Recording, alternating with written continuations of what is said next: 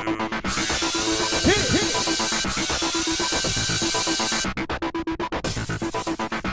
guys, welcome to another recap of American Idol. So they started off the results show tonight with some highlights, and I don't know why they were playing Moonlight Sonata in the background, because classical music has nothing to do with this whatsoever. I mean, it would have been better if they had played some kind of jazzy thing or some offbeat type music, but classical music? No. Alright, and I have a question for you guys. What the hell is J-Lo wearing? Because it looked like a fat ass suit. Actually looked like she stole the costume from Poison Ivy from the Batman movie, half of it anyway, and then had this giant black ass suit on. Really, really weird. Okay, so then they recapped the guys, and then they had a video package which included like they must have lost the slate for marking stuff, and they had some guy going like this. Was that the corniest bunch of crap ever? This show is the biggest time waster ever. I mean, really, did we really need to see 2 hours of this? Because I can remember, Nigel, when you changed the show, you promised that the results show was going to be half an hour. I mean, granted, it is the cutting down of 24 down to 13, but geez, could you have made it an hour? Did we really need 2 hours? I'm thinking no. Alright, so we find out right off the bat, after all of the recaps, that Scotty McCreery is in the top 10 and Robbie Rosen is not. And then Clint Gamboa, Jordan Dorsey, and Giovanni Barreto all are cut. Now, I'm going to have to say that I was pretty surprised that Clint Gamboa had been cut. He was the only one that I was surprised at, because I thought the Goslings were more popular than that, but whatever.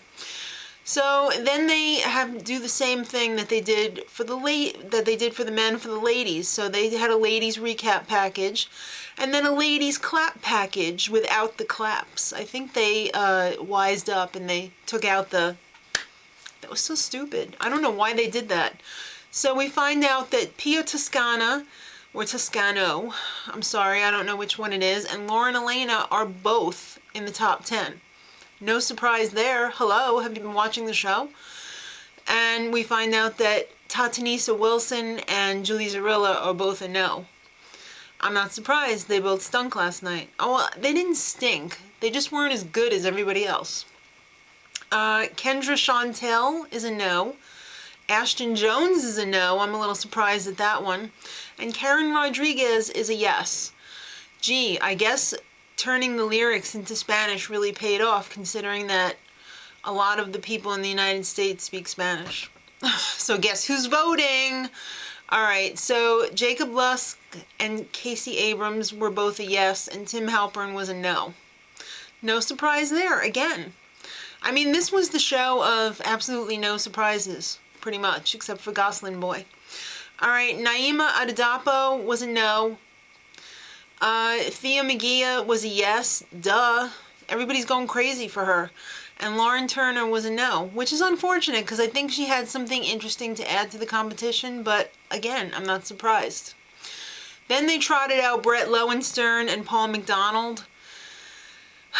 It's a no-brainer, honey. When you put the two of them together, Paul is staying. Same thing with Haley Reinhart and Rachel Zavita. Haley is staying. Alright, so the final cut, James Durbin and Stefano Langone. Hello, Fabric Tale is in. James Durbin. So now it's time for the wild card competition. This was kind of weird. Out of the 14 people that were pre-cut, they gave a second chance to 3 boys and 3 girls. So they chose Ashton Jones, Stefano Langone, Kendra Chantel, Giovanni Barreto, Naima Adedapo, and Robbie Rosen. Again, I'm not surprised at the ones that they picked. So Ashton Jones went first, and she sang J Hud song, and I'm telling you, I had a laugh because this is the song that Maddie used to sing all the time when running around the house. And you, and you, and you. So I really didn't think it was that good, though. I thought it was a little weak, which is surprising because that was the only song of the second chancers that I thought was weaker than the rest. All of the other ones I thought were extremely strong. Stefano Langone sang I Need You Now, Kendra Chantel, Georgia, Giovanni Barreto, Angel, the John Cicada version, Naima Adedapo, For All We Know. Oh my God, she pulled this out of her stomach. I mean, it came out of her stomach and it went everywhere in that place. There was no way that they couldn't keep her. I mean, that they could not keep her. Robbie Rosen, Sorry Seems to Be the Hardest Word. I actually really enjoyed this performance of his after his last stinker performance. The judges' decisions. This was so calculated, it was ridiculous. We need more time, Ryan. So let's play Jennifer's video.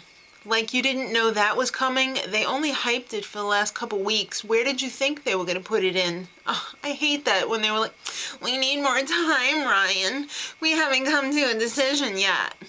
So it was called On the Floor, and it was fantastic if you like auto-tune and really horrific dance moves. What was that? What was that? Come on, J-Lo. I know you're a mother and like, you've got no time, but you could have come up with something better than that. And dancing on a wall in like a cat suit. A gold cat suit. Maybe that made the difference. I don't know. So now it's time for the judges to say who they picked. Randy picked Ashton, which I'm really surprised, like I said, because I didn't think her second chance song was that great. Jennifer picked Stefano. And Steven picks Naima. Naima was pretty much the only one that I really was in agreement with. So next time, it is the first performance show. So kids, show us what you got, yo, dog. Till next time, much love.